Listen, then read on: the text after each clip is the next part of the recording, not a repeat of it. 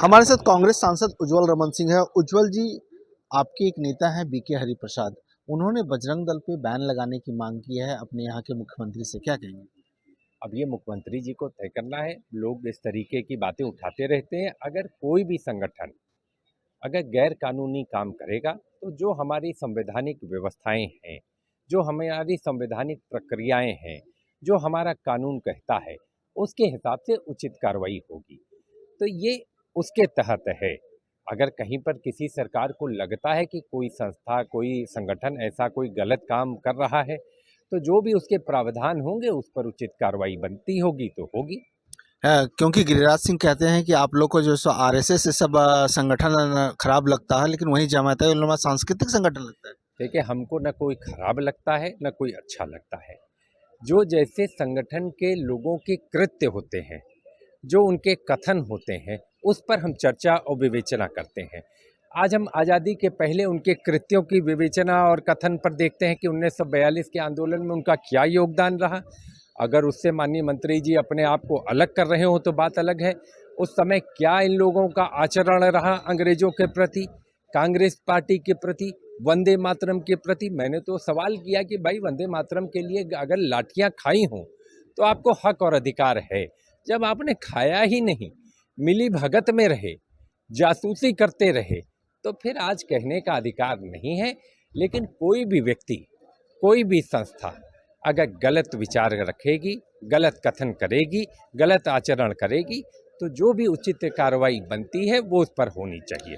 वहीं कल जब अमित शाह जवाब दे रहे थे तो बीजेपी के नेताओं का ये कहना है कि आप लोग भाग गए, वॉकआउट कर गए, आप लोग सिर्फ माहौल बनाते हैं, सुनते नहीं हैं। देखिए, देश की जनता ने देखा कि वो भाषण नहीं, तू मैं थी। व्यक्तिगत आक्षेप, व्यक्तिगत बातों की चर्चा। आप चुनावी सुधार पर बात कर रहे हो, देश के गृह मंत्री हैं, आपको तो रखना चाहिए था कि सारगर्भित बातों का जवाब देना चाहिए था कि हम चुनावी सुधार करेंगे कि नहीं करेंगे, हम इस पर कंसेंसस बनाएंगे कि नहीं बनाएंगे, सभी दलों को बुलाएंगे कि नहीं बुलाएंगे।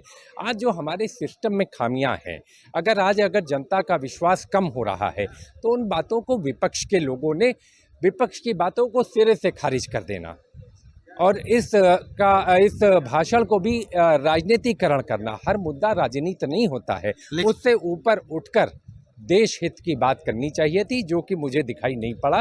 उन्होंने देश के बारे में चिंता और हमारे चुनावी सुधार पर कोई चिंता व्यक्त की। जबकि बीजेपी के नेता ये कह रहे हैं कि सभी सवालों का जवाब दिया और ऐसे में नहीं क्या क्या सीएम और पीएम जो है सो घुसपैठिया तय करेंगे।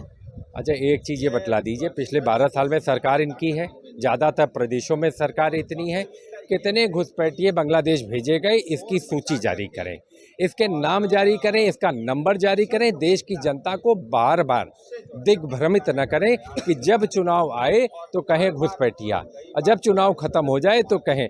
इन्होंने खुद कहा कि 2014 से 25 तक 30 चुनाव हम जीते, 44 चुनाव वो जीते।